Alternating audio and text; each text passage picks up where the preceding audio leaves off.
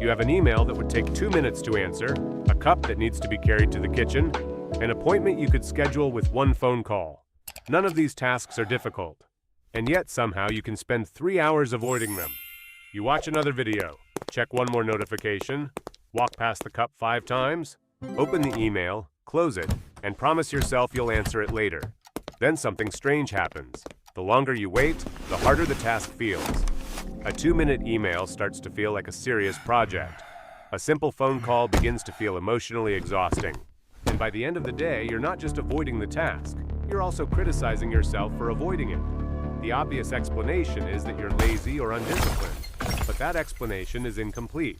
Because if laziness were the real problem, you wouldn't spend so much energy thinking about the task, feeling guilty about it, and trying to escape from it. The task may be small, but the resistance is coming from somewhere else.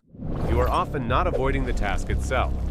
You are avoiding the feeling you expect to experience when you begin it. Maybe the email reminds you of an uncomfortable conversation. Maybe scheduling the appointment forces you to deal with something you've been trying not to think about. Maybe cleaning your room feels boring. Or maybe the task is so simple that failing to do it makes you question what's wrong with you. Your brain doesn't only predict how much physical effort something will require, it also predicts emotional discomfort, uncertainty, boredom, frustration, embarrassment, pressure, the possibility of doing something badly, and sometimes your brain treats a few seconds of anticipated discomfort as if it were a warning to stay away.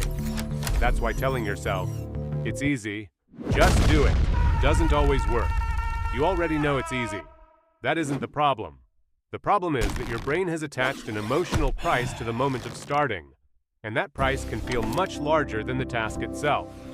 There's another reason small tasks feel strangely difficult. Starting requires you to change mental states. Imagine that you're comfortably scrolling through your phone. Your attention is loose. Nothing is being demanded from you. Then you remember that you need to update a document. The document might take 5 minutes. But to begin, you have to stop what you're doing, redirect your attention, remember what needs to be changed, open the correct file, and decide where to start. The work is small. The transition is not. Your brain prefers to continue its current pattern, even when that pattern isn't particularly useful. So the resistance you feel may not be resistance to 5 minutes of work. It may be resistance to leaving your current state. This is why starting is often harder than continuing. Once you're inside the task, the emotional prediction disappears. The uncertainty becomes specific.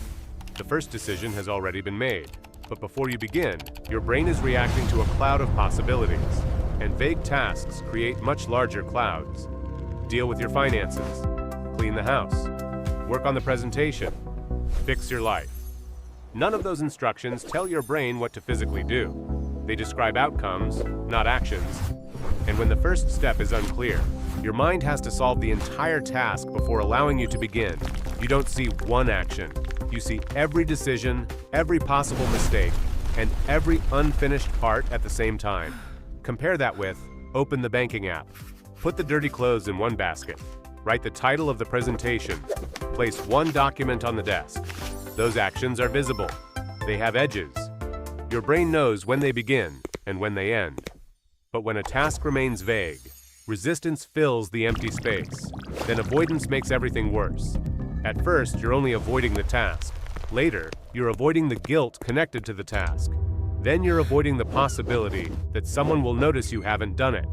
Eventually, a tiny action begins to represent something much bigger.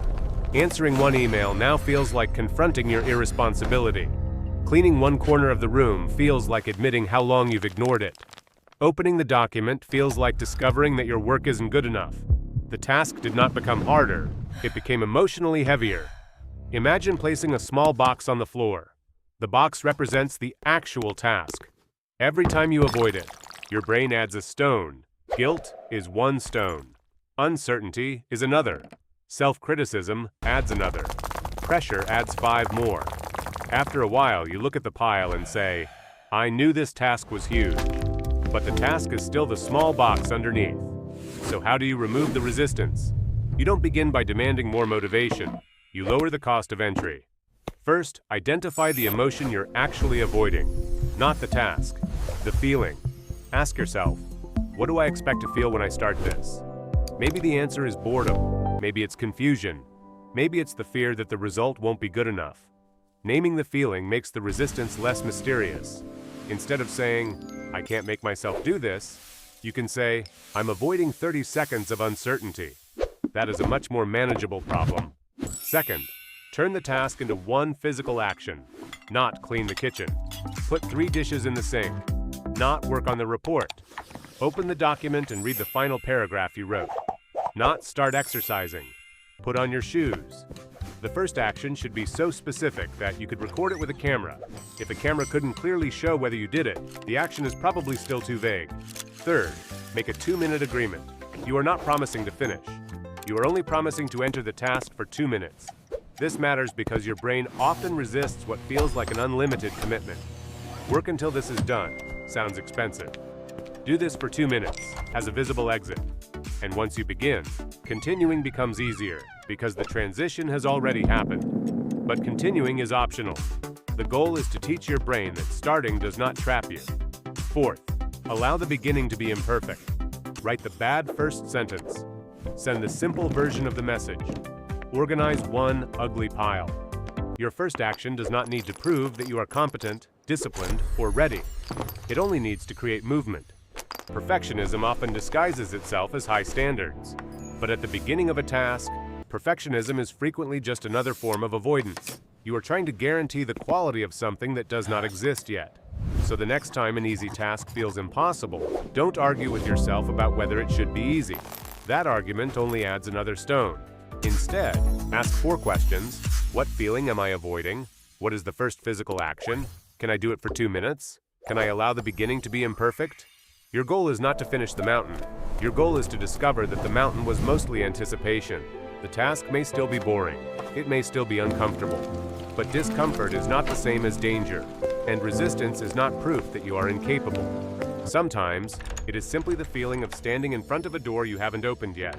Make the first action smaller. Open the door, then decide what to do next.